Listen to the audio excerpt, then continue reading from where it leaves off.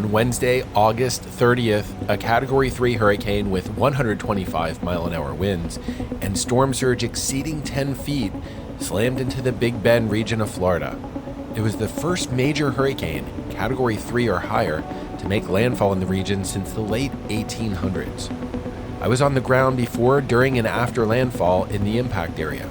This podcast is a collection of my thoughts and experiences, as well as numerous audio clips from storm survivors in the impact zone.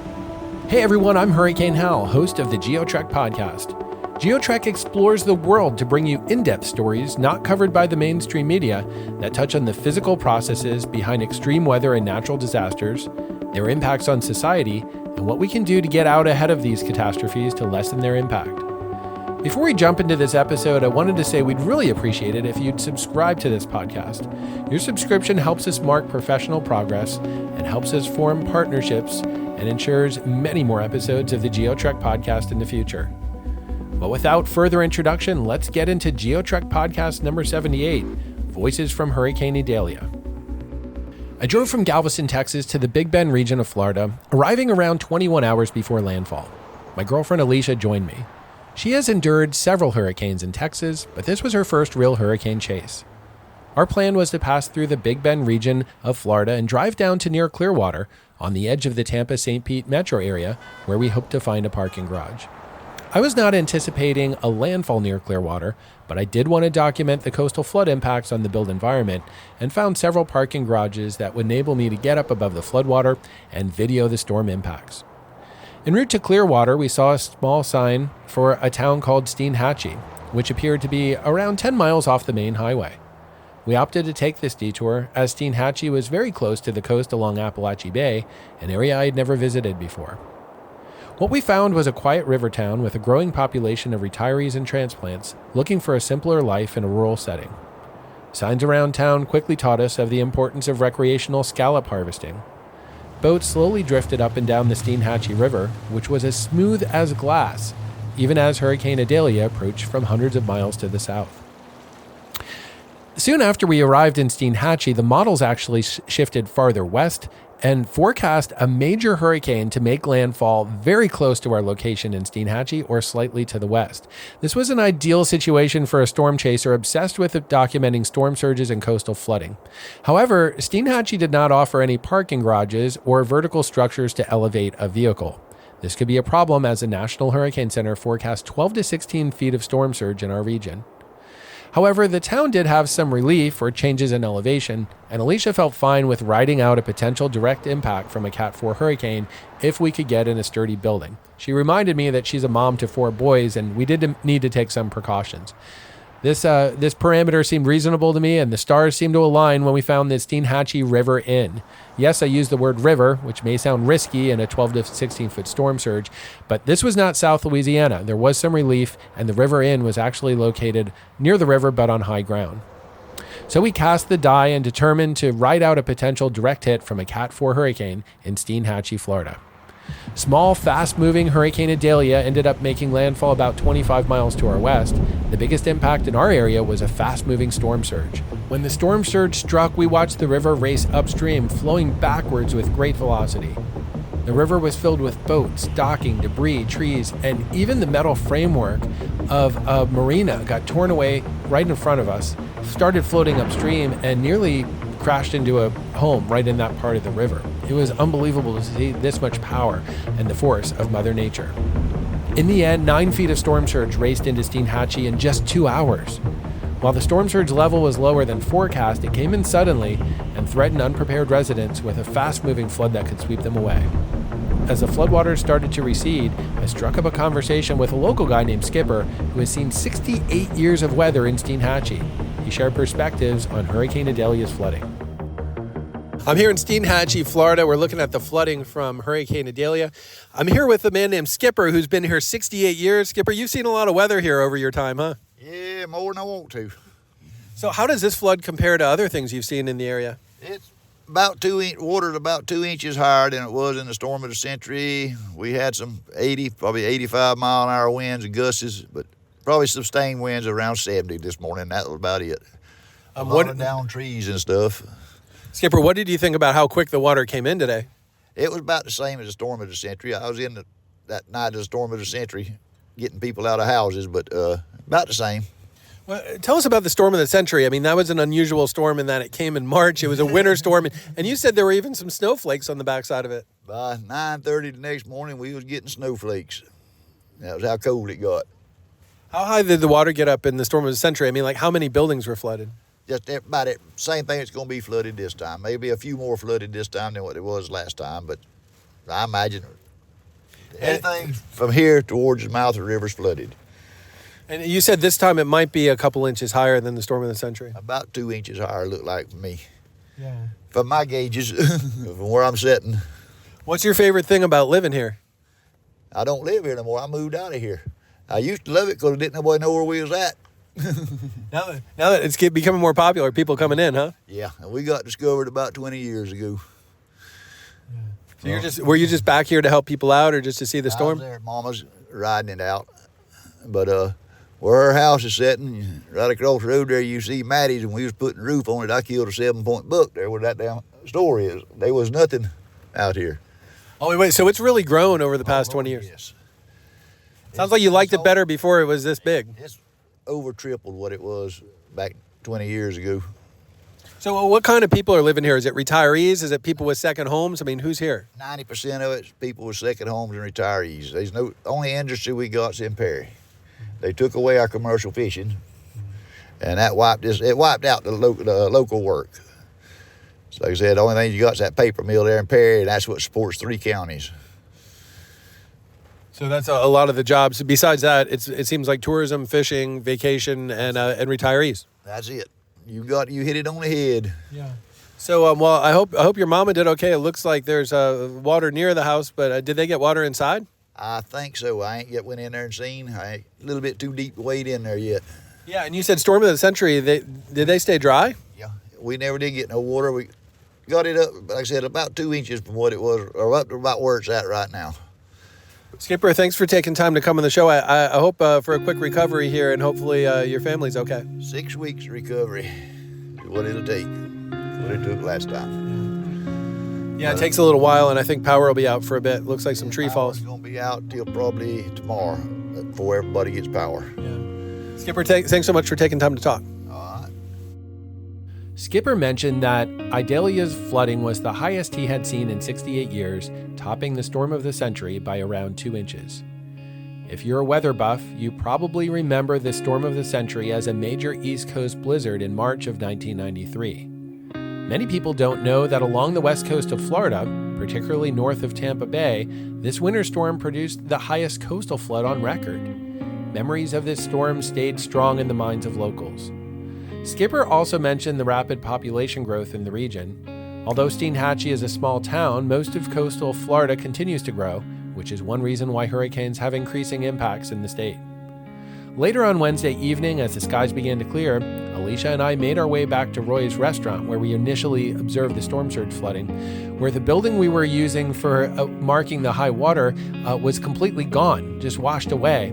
The truck parked in front of the building had been washed across the parking lot with seagrass deposited on the windshield. Nearby, a woman named Vicky and a girl named Dallas recounted how quickly the water came in and flooded their home. We're here in Steinhatchee, Florida, just the day of the landfall of Hurricane Idalia. Thank you so much for taking time. What are your names? Vicky. Dallas. So y'all evacuated, but you were able to follow the flooding remotely. How did you do that? We had a private webcam at our house that we could watch in real time. That was cellular tower powered and battery powered. And you said you could see how quickly the water came in. Watched it in real life. Took 15 minutes or less.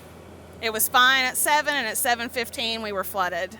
I mean, so what were you thinking when you're evacuated, you're watching your home? It looks like you're going to do okay. Actually, through landfall, you pretty much did all right, and then it just all came rushing in.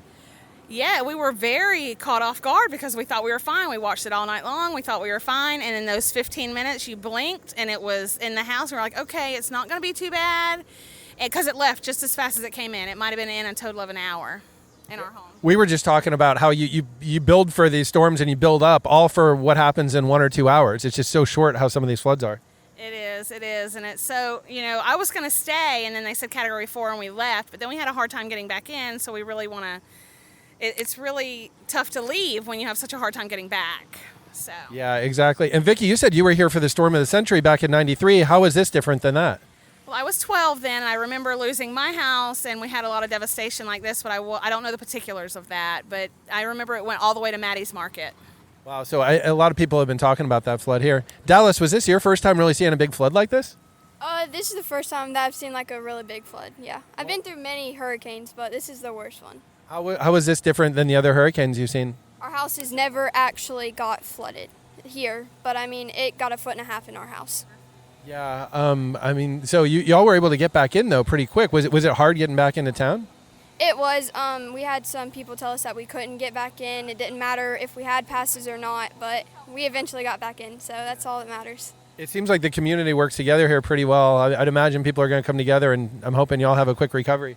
Well, thank you. We didn't even have to ask for anybody to come. They just all showed up. I mean, we've tore up 2 floorings, and we've only been here 2 hours. So. Well, and for context, I mean, the storm just happened today, and you're saying, like, we see people clearing the roads. Y'all are saying that you've already been kind of on the recovery and just doing what you can. Yep. We come together, and people come together as a community, and we try to help each other. Well, Vicki and Dallas, hoping for a quick recovery here. Y'all have a great attitude. I'm hoping for a quick process to get back on your feet. Thank you so much. Thank you. As we made our way back to the inn, a staff worker named Naomi epitomized the essence of keeping positive attitude in natural disasters. I could not help but get out my recorder to capture her perspective, as I've learned that a positive attitude goes a long way when living in a disaster zone. We're here in Steinhatchee the day after Hurricane Idalia made landfall. We're here with Naomi, the manager at the inn. Naomi, it sounds like you've made it through the storm and now it's time for recovery, huh? Yeah, absolutely. We're just doing the best we can, taking it day by day. I was really amazed by your attitude and perspective here. I mean, a lot of people are griping about the heat and maybe their generator isn't working or all the inconveniences. You seem to have a very positive attitude. I mean, how does that help you get through something like this? You have to just take it one day at a time, and being grumpy and miserable isn't going to make anything better. So having an attitude of gratitude is the way to go. Mindset is everything, and I'm just blessed to still be here. Naomi, what was it like riding out this storm? I mean, where were you and what did you see? I was in Old Town, which is about 30 miles south of here. We did experience probably sustained winds of about 50 and some gust of hurricane strength. I did have big trees down in my yard. We ended up leaving my house, which is a manufactured home, and going to my father's home mid-storm because it just got too scary. At my dad's house, I saw major wind gusts, lots of down trees, lots of down power lines. But like I said, we're all still here, no major structural damage, so we're just blessed. Yeah, you mentioned several times, we're here, we're not injured, we're healthy, right? These material things can be replaced, right? Right, absolutely. Material things can be replaced, lives cannot. I have a friend who actually her house is down by the Gulf, and she was going to stay in the storm. And that's exactly what I told her was, you need to get out. You don't need to protect your material things. Those things can be replaced. You cannot. Protect yourself. So how did she take that advice? She didn't want to listen to me. It wasn't until one of the local fishing captains called her and told her that she needed to leave the house that she heeded warning and left. I think a lot of people were surprised how quickly that storm surge, that saltwater push came in. I mean, it was almost instantaneously, and the river was raging in the opposite direction. Yeah, it's crazy to see the river flow backwards, and it's just a true testament to the power of Mother Nature, and she definitely needs to be respected. What did you think when you saw the footage of the marina breaking out and all the damage here in Steinhatchee? It's heartbreaking. I can't help but feel a slight bit of grief, because of all the business owners and their loss and the homeowners and their loss. But our community is very resilient. We always band together. We take care of one another. We are Steinhatchee strong, and I know we're going to come back better than ever. Well, we were talking about some of these smaller communities like Steinhatchee. There's already relationships, there's already community, there's already trust before a storm even hits. Absolutely. How does that help you recover afterwards? Because we trust one another and we know that we have each other's back. We might not be family by blood, but we're family by heart. Naomi, tell us about the 100 monkey effect. I've never heard this before, but it explains a lot of your perspective. So basically the 100th monkey effect is, monkey see, monkey do. So the monkey sees one monkey doing one thing. Eventually more monkeys start to do it. By the time the 100th monkey does it, it becomes their norm. So in society, when people are always grumpy and mean, we need more people going out and being positive and uplifting, because eventually that 100th monkey is going to catch on, and then that's going to be the norm. Well, and that explains your perspective here. Like you said, if you have a positive attitude, that's going to affect the person next to you, and all of a sudden it's infectious, right? Your brain is a computer. You can program it to be a grumpy Gus, or you can program it to see things on the brighter side of life. And I have, since 2016, been working on reprogramming my brain to see the good in life. Look at my shirt. There you go. Your shirt says, "Leave it better than you found it." There you go. That's right. That's right. And that's what I want to do with the world, is help people be better than they were, before. And Naomi, what I've seen in disaster zones, it doesn't matter if someone's rich or poor, if they're old or young. It's really this perspective of being positive, coming together, finding the good in it, and helping each other. That really helps them recover. The richest people still commit suicide. Money doesn't buy you happiness. Mindset is what keeps you happy. Thanks, Naomi, for sharing these perspectives. Absolutely.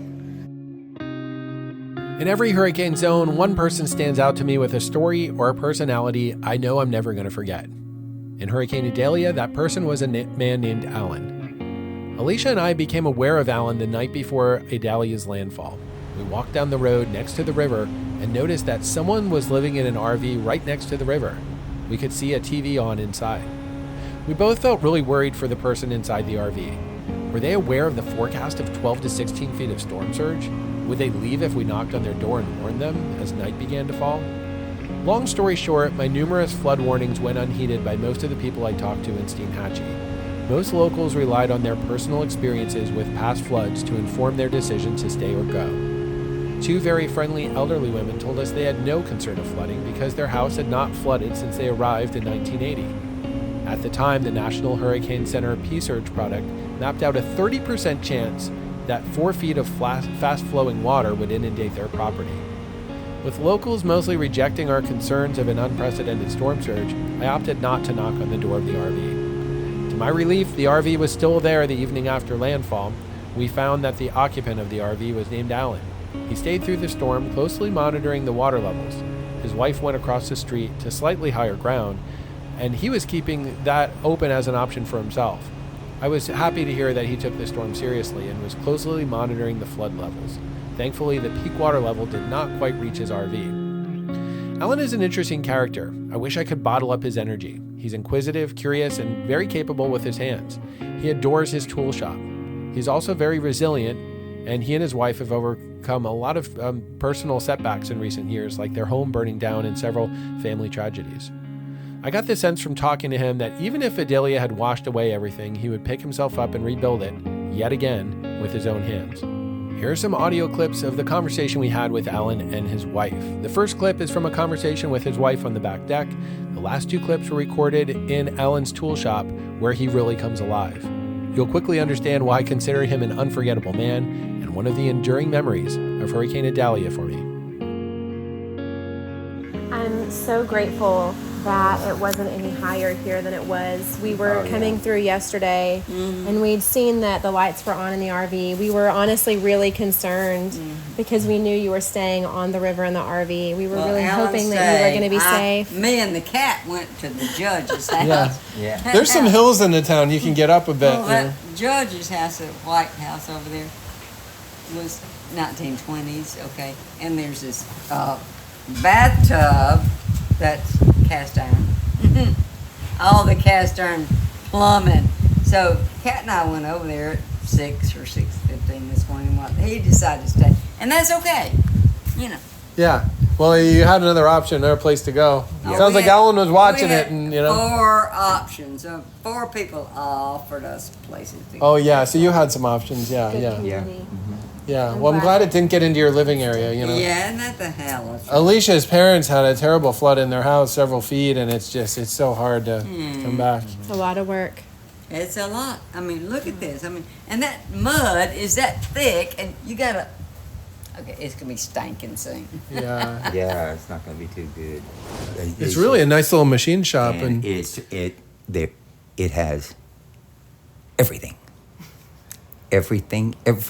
So did you have to reestablish all of this after the fire? Everything. I had all of this to start with.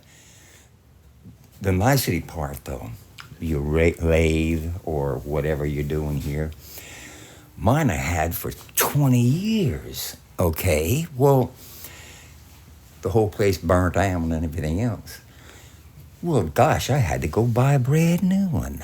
Okay, gosh, the new ones do 3 times what that old sucker that I had. And that one I had for 30 years. It's so much that I don't even know.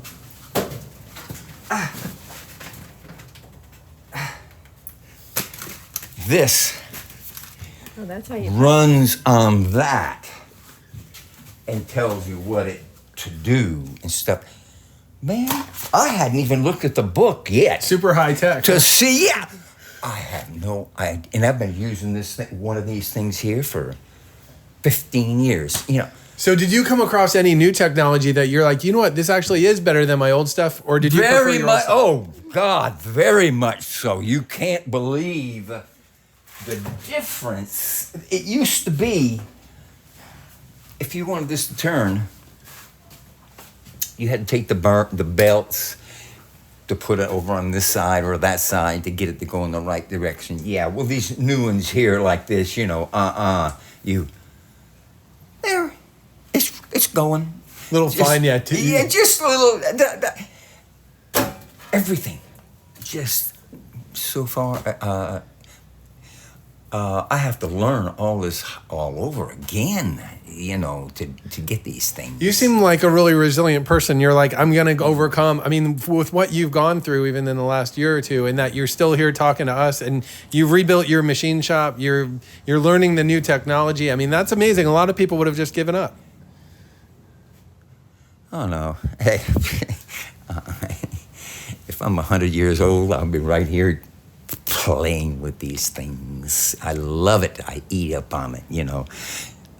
So there's a lot of things that I have to have for them to help me, and it goes both ways. Could you tell us about this helicopter that you built and that you taught yourself to fly? Yes. What, I mean, how did you do that? Jumping, just get on it. Saw a picture of it. By God, I gotta have one of these. Well, I used to fly airplanes and stuff like you fly around, you know, and stuff like that. And that helicopter just, I gotta have one of these things. I found one right here, 30 miles away or whatever it is. They build these things, okay? It's just one seat or one seater unit, because just that one, and I had to buy it in a box, put it together yourself, and put all the on. That ran to $30,000 just for the unit. Then I had to learn how to fly it without killing myself. You know, this is. So how did you learn how to fly the helicopter you built? Common sense. It took a lot, okay? After wrapping up our work in Steinhatchee, we drove several hours to Tarpon Springs, a mid-sized community in the northwestern part of Tampa-St. Pete Metro. Leadership with our parent company, CNC Catastrophe and National Claims, wanted us to survey damage in that area. At first glance, Tarpon Springs was completely spared storm impacts. We did not even see a branch on the ground. As we drove through downtown by the marina 3 times, we saw no evidence of flooding. What we did find is a fascinating community that calls itself the sponge capital of the world. A visitor to Tarpon Springs immediately picks up a strong Greek heritage that follows the work of Greek sponge divers who came to the region around 1905. Greek restaurants and shops line the streets, while Greek flags extend from the streetlights. While walking downtown, I noticed a woman mopping up the floor of her business on the other side of an open door. I walked in and asked if they had flooded. She looked at me with astonishment and inquired, "What planet do you live on? Of course we flooded and we're trying to clean up." This blindsided me as I did not see the typical layer of muck on the floors and walls I've seen in other storm surge events. Apparently, the floodwaters came and left without leaving much sediment behind. Yet the flood still damaged merchandise and created quite a mess. Tarpon Springs has a very low elevation, with the main downtown road next to the marina only having an elevation of around 3 feet above datum. The 5-foot flood from Hurricane Idalia, which came in suddenly with little wind, flooded numerous businesses downtown. A Greek worker in that district named George shared his perspective about the flood. Hey, we're here in Tarpon Springs talking to George. George, the flood came in pretty quick here, huh? Yes, very, very, very quickly. It's about an hour and a half, almost 5 feet on the street. So how long have you been here in Tarpon Springs? I've been here 19 years. Well, how did this flood compare to anything you've seen before? I never seen something like this, never in my life. For 19 years I'm here, I never seen nothing compared like this. Yeah. I mean, what did you think when you saw the flooding coming in here? I say, it's the time for us, it's going to hit us so hard. I was very lucky. The wind is not calm, so only the water, the flood the place, everything. It was very lucky, my friend. George, do you think a lot of people expected it will be that bad or not so much? No. Everybody laughing, say it's tropical storm, okay, Hurricane 1, there's nothing going to happen to us. And everybody, they say, okay, there's nothing going to be something like this. What happened 2 days ago, yesterday. And George, it seems like there's a lot of Greek heritage here in culture and tourism as well, right? Yes. It's a little small Greek town. And I believe all the Greeks, they come here, you know what I mean? We live here to the United States. They come here and enjoy the food and the hospitality and all that. Plus, around us, around states coming here for the weekend. So much very lucky, very blessed. From Tarpon Springs, we drove to Perry, Florida, the epicenter of Idalia's wind damage. I found substantial damage to homes and buildings in a community where people were working together to recover. Soon after arriving in town, we passed a lumber and hardware store that was serving its customers despite losing much of the building due to wind damage. Davis Helm, sales manager of Cashway Building Products, a do-it-best store, shared his perspective with us. We're here in Perry with Davis with Cashway Building Products. I mean, what are y'all doing for the community here? We're trying to stay open and service our community and help everybody out the way that we need to be. Everything we have here is wrecked, but we're going to stay open through it all. I mean, we can see you have damage here, but yet you're open and serving the community. Yeah, our building here is destroyed, but we've got one part that we can stay dry and have a fan running, and we're running a computer and card readers, and we're taking cash and be able to at least help everybody out and get everybody going. And lastly, you said pretty extensive wind damage from trees down and also just roofs peeled and things like that, right? I have out of 5 buildings, I only have 2 left standing, and only one of those is half left standing. So, Davis, thanks for taking time to come on the podcast. Hoping for a quick recovery here. We're here. We're going to be open, and we're going to be servicing the community the best we can. And if anybody wants to stop by and come see us, we're at 301 West Hampton Springs Avenue in Perry, Florida, and the phone number is 850-843-5244. Thank you. Thanks, Davis. Appreciate it. Take care. On the GeoTrek podcast, we often talk about the importance of building better to mitigate the impacts of extreme weather. There's no better testament to this than seeing a home that was built to a superior standard weather a major hurricane strike. That's exactly what we found in a neighborhood of Perry, Florida, when a woman named Belinda talked about riding out Hurricane Idalia in her home, which was built to withstand a Category 5 hurricane. We're here in Perry, Florida. Belinda, you just rode out Hurricane Idalia. What was that like? Well, our house is built for a Cat 5, so we didn't hear a lot except for the rumble as it was going around. And you could hear thumps and you knew it was trees falling.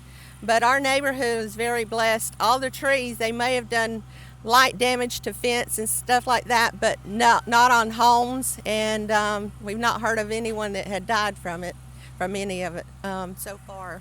Belinda, you said your house is built for a Cat 5. How is it built stronger than maybe other houses? Like, how did you prepare for this in your building? Well, we didn't build it. It was a bush pilot from Alaska that moved down, and he didn't like hurricanes. So he thought he was going with the safest that he could. And it's when we bought it, our inspector told us that house would withstand a Cat 5. So we have one closet that is probably built strongest, no windows, and a door that can't be pushed open. And so we rode it out there, and when we didn't hear a rumbling from the hurricane passing, we'd come out and look out windows, and then we could hear it again, and we'd go get back in the closet. How long were conditions like really the most severe, like the wind is just really flying? How long was that happening? Probably 10 to 15 minutes. You'd have gusts, and then we'd come out, and then when we hear it start getting worse again, we'd just go right back to the closet. Driving around your neighborhood, it looks like a lot of trees are down, but fortunately, it looks like a lot of them fortunately missed a lot of the houses, right? They did miss the houses, and God's blessed us. He protected us, and so He had everything fall in a good way, where it didn't do very much damage. What do you think the recovery looks like around here? It's going to take a long time. Perry took a hard hit. A lot of businesses, a lot of homes, a lot of debris down. It's going to take a while, but you know, we're still blessed. We got our life and no damage to the house. Well, Linda, last question. Do you think the impacts of Idalia are what people expected, or do you think it's worse than a lot of people were expecting it would be? I believe it's worse than most people thought it would be. I know during the worst part, my husband said, had I known it was going to be this bad, we would have left. But, and I've heard a lot of people decide at the last minute to go ahead and leave because it was going to be a Cat 4 coming in. And so we're lucky that it went down to a Cat 3. I don't know what the coast looks like. I know there's still water there at Keaton Beach, I think, of yesterday. So, but we've got a lot of cleanup to do, but it's nothing it's going to hurt us. We're just going to take it one day at a time. Linda, thanks for taking time to come on the podcast. I'm hoping for a quick recovery here. Thank you so much. I appreciate it. Our final stop on this podcast was Cross Point Baptist Fellowship in Perry, Florida, which served as a staging area for several organizations providing disaster relief. First, we spoke with Emily Fulmer, VP of Operations with Global Empowerment Mission, who are busy distributing supplies to storm victims. We're here in Perry, Florida. Emily, y'all are serving the community. Could you tell us a little bit about who you're with and what you're doing out here? Yeah, I'm with VP of Operations with Global Empowerment Mission. We are doing a drive today at Cross Point Baptist Church, and we've had hundreds of cars yesterday. It looks like we'll probably have hundreds of cars again today. And we're distributing hygiene and food and MREs and water. Oh, that's awesome. I could just see the line of cars here. I mean, people really need what you're providing for them, right? Yeah, definitely. After a storm, when the power is out, even if your home wasn't affected, no one's really prepared for more than 24 hours or so without power. So we, especially after hurricanes, set up these types of drives to make sure that folks, you know, who have or haven't had their home affected are taken care of. Emily, how are you able to get this many resources into a disaster zone so quickly? We are Florida-based, so that helps. But we also track hurricane activity very closely, and we pre-position product. So when we think something's going to hit somewhere, you know, anywhere in the U.S. or Latin America, typically we pre-position trucks and teams. We usually send in an advanced team that goes in right after the storm, usually minutes right on its tail, and looks at what might be a good site or a good community partner to be in contact with. We talk to community leaders who tell us, you know, what's happening on the ground immediately, and then we have trucks and teams skate to those locations after that. Emily, what kind of events and disasters do you respond to? Mostly natural disasters, but we are heavily involved in the Ukraine war. We're the second largest humanitarian operator out there right now. So we are involved in everything from natural disasters to wars to general communities in crisis after something happens. Emily, how can people find you guys and support the work you're doing? Best way is to follow us on Instagram at Global Empowerment Mission, where you can see updates from our current missions, which is right now would be Turkey and Ukraine and Hurricane Idalia and lots of others. Thanks for taking a few minutes to come on the podcast, and thanks for all your hard work out here serving people affected by Hurricane Idalia. Thanks for having me. Finally, we spoke with a woman named Melissa who is serving hot meals to storm victims through a nonprofit called Manna Express. This organization focuses on serving real hot meals that are cooked on site to storm victims in smaller communities. We're in Perry with Melissa. Melissa, you're with Manna Express, and you're sharing about the storm hit Wednesday, and you were out here Thursday morning serving breakfast. Our first morning we had we served 490, Then supper, we served 1,472. This morning, we served 610. And we're getting ready now to do pulled pork sandwiches and baked beans. Wow, so how long are you going to be out here? We come thinking we're going to be here 5 days, so. So do you all come from different places? I mean, where do you all come from, and where do the supplies come that you're blessing people with? Well, our church is at home from Jackson County and just other people that donate. And we are from, my cousin actually started this, Manna Express, him and his wife. And they're from Bluntstown, but we're from Marianna, Florida. I know it's a huge blessing. A lot of folks here don't have power, and they're not going to have power for a while. Right, that's what they're saying, 21 days. What kind of food are you serving people here? For breakfast, we serve grits and eggs and sausage. Last night, we served chicken and rice. This morning, we served same thing, grits, eggs, and bacon and sausage this morning. And tonight, we're doing pulled pork sandwiches and baked beans. Tomorrow, same breakfast, and we'll have hamburgers and French fries for. Is it mostly drive-through? People come and they get a meal to take with them? Yes, sir. I know people are sure appreciative for y'all being out here and serving them. Very appreciative. It blesses us, blessing them also, Melissa, any last words you'd want to share with our audience and just on your work here and why you enjoy doing this and serving people? We're just so glad that we can be here. We're glad God give us this to be able to be a servant to people, because we know what it's like from having Hurricane Michael. Melissa, so you survived Category 5 Hurricane Michael. What was the damage like where you live from Michael back in 2018?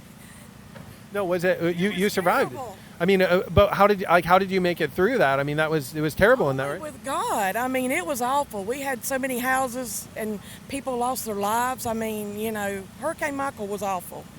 And from that, you started doing a lot of this relief work to go to other communities and help them? People come in and served us was a blessing, and that just blessed us to be able to, we wanted that to be a blessing to others. And a lot of people don't realize that Michael winds went way past I-10, even into Georgia. I mean, they went far inland, and there were millions of trees down. I mean, it was a terrible, terrible storm. Very devastating, very devastating. It sounds like you took the relief that people came and brought to you, and you said, wait, we can do that in a future storm, and we can go out and serve others, and that's why y'all are here. That's what we've been doing. We've been to Louisiana twice. We went to Fort Myers last year when it come through. Yeah, you took the blessing that was given to you, and you're passing that on to others. That's what we're trying. Let me tell you a wonderful story. We didn't have a truck to pull this trailer. He got that. Somebody donated the money to get that truck. Wait, so you're saying someone donated the money for the truck so you could pull your trailer? Yes, sir. Melissa, tell us a little bit. Your sign there says Manna Express, serving small communities in their time of need. Well, explain the focus on small communities. Well, like I said, when we went through Hurricane Michael, we are a small community. And so that's where we wanted to make ourselves known at, is in small communities. Well, and a lot of times the small communities get overlooked. They do get overlooked, and that's what we wanted to do. Yeah. How can people find you on the web if people want to find out the work you're doing and how they can contribute? Manna Express, serving small communities in times of need. That's a Facebook group, 701 members, so you can find that people can, and it sounds like people have donated, people even donated that truck so you can pull your food trailer. We could not do this without donations. I mean, people are awesome. We've had awesome. Well, it's so cool to come out here, do a disaster zone, and see you guys on the ground. And you were here the morning after the hurricane serving people breakfast, and it sounds like you're going to be here for a while serving a lot of food. And people didn't know that we were coming that fast. And I mean, my cousin, he's gotten money donated. We didn't have to buy the food. He had it donated. Yeah, no, this is very inspirational what y'all are doing. Melissa, thanks so much for taking time to come on the podcast and hoping for a quick recovery here. Thank you very much. Well, that's a wrap on Hurricane Idalia, everybody. I will remember Idalia as an intense hurricane that was geographically small and moving fast through Florida's Big Bend region. I was thankful that Idalia did not inflict worse damage. A larger, slow-moving hurricane would have generated much higher storm surge levels on the coast and inundated buildings that stayed dry this time. I felt encouraged to see communities coming together so well. Places like Steinhatchee and Perry have this community spirit, and we're rapidly working together as a community to recover and be resilient. But I also feel concerned about the long-term flood risk in these low-lying areas. As George in Tarpon Springs said, people were surprised at Idalia's flooding, and this was from a small, fast-moving hurricane that hit the coast more than 100 miles away. Portions of West Florida, including Metro Tampa, St. Pete, have been really lucky for a long time, and unfortunately, I think someday a lot of people are going to be surprised by a large storm surge event in the region. Well, this wraps up this episode of the GeoTrek podcast from the land of scallops, fishing, usually calm water, and alligators. Thanks for coming along on the ride, and we'll catch you on the next episode of the GeoTrek podcast.